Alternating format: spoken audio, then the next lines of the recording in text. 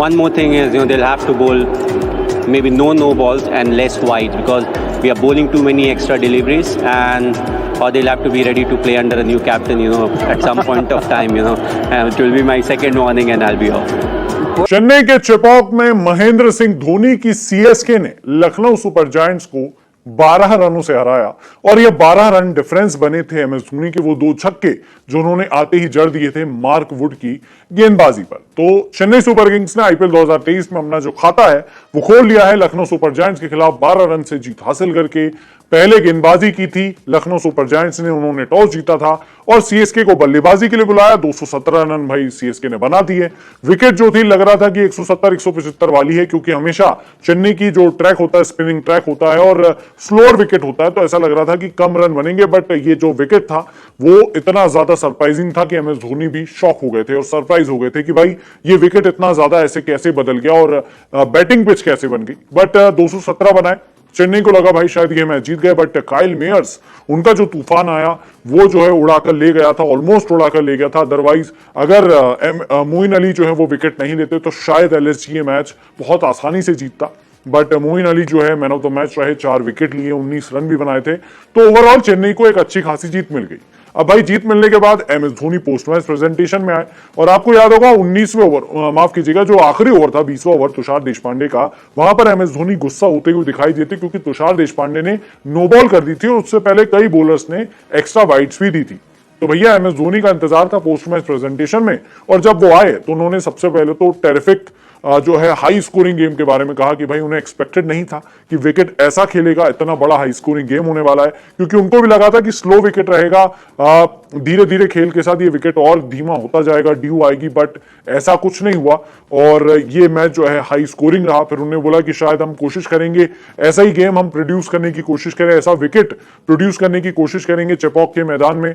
और साथ ही साथ उन्होंने तारीफ की चेन्नई के पूरे क्राउड की, और फिर उसके बाद उन्होंने बोला कि बॉलर्स को थोड़ा सा और जो है कंडीशंस के हिसाब से बॉल डालने की जरूरत है, स्पेशली जब अपोजिशन टीम जिस तरह से बॉल डालती है वैसे आपको उस पर भी नजर रखना पड़ता है कि अपोजिशन टीम के जो बॉलर्स हैं वो किस लाइन लेंथ पर बॉल डाल रहे हैं या फिर किस तरह से गेंदबाजी कर रहे हैं, क्या टैक्टिक्स अपना रहे हैं। इस सब पर एमएस धोनी ने बात की। बट उस बयान के आखिर में एमएस धोनी ने एक वार्निंग दे डाली भैया अपने बॉलर्स को, और ये शायद पहली बार हुआ है। उन्होंने बोला है कि भाई मैं मेरे बॉलर्स को ये बोलना चाहूंगा कि वो नो बॉल और एक्स्ट्रा वाइड्स ना फेंके, मतलब अब से ना तो नो बॉल ना तो एक्स्ट्रा वाइड्स जानी चाहिए। अदरवाइज उन्होंने ये बोला कि मैं जो है कैप्टेंसी छोड़ दूंगा और इन्हें, मतलब जो बॉलिंग है सीएसके के जो बॉलर्स हैं उनको किसी दूसरे कप्तान के अंडर में खेलना पड़ेगा। उसके बाद ये भी बोला कि ये मेरी सेकंड वार्निंग है और उसके बाद आई विल बी ऑफ, यानी कि मैं कप्तानी छोड़ दूंगा अगर इन लोगों ने मेरी ये बात नहीं मानी, और फिर जो है शांति से चलेगा। हालांकि ये जो स्टेटमेंट दिया लास्ट में, जो लाइन दी है उसमें हंस रहे थे वो, बट उनका जो गुस्सा है वो अपने आप को छुपा रहे थे, क्योंकि सुरेश रैना ने भी बहुत बार कहा कि एमएस धोनी गुस्सा बहुत करते हैं बट दिखता नहीं है और दिखाते नहीं है। वो ड्रेसिंग रूम में जाकर समझाते हैं आपको कि भाई ऐसा था और ऐसा नहीं था।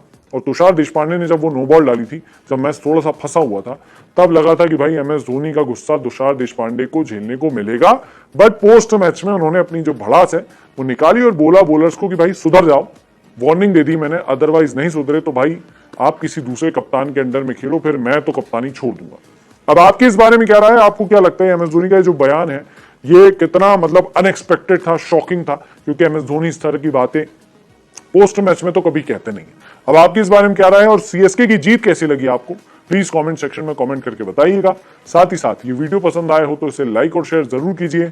Yes, it was a terrific game, a high-scoring game, and also, all of us we were thinking as to how the wicket will be. That was, one of the questions because we have been practicing here for quite some time, and we had that doubt. So it was a big, high-scoring game. The opposition also scored runs. So overall, I feel it's a perfect first game that could have happened. Not to forget, it's maybe a first full house game in the last 5-6 years where we have played in at home. You mentioned the surface. Are you surprised, pleasantly surprised with how the wicket played out? Because there's been a lot of chatter around this surface, especially all the square. here at Chennai? Well, I thought it will be much slower.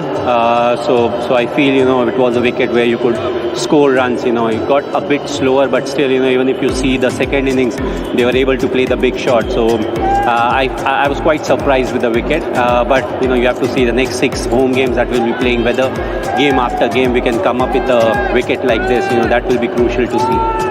You won by 12 runs, MS, but there were quite a few moments where it could have gone either way. Obviously, your 2 spinners bowled magnificently.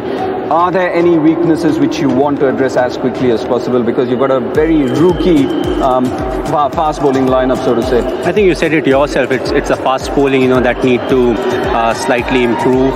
And they need to bowl according to the condition. Maybe even if it's on the flatter side, have fielders and try to bowl in areas where you're pushing the batsman to hit over the fielders. And especially what is important is to keep an eye, especially when we are batting, to keep an eye what the opposition bowlers were doing.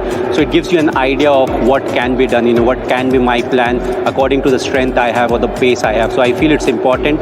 One more thing is they'll have to bowl maybe no balls and less wides, because we are bowling too many extra deliveries, or they'll have to be ready to play under a new captain, at some point of time, it will be my second warning and I'll be off.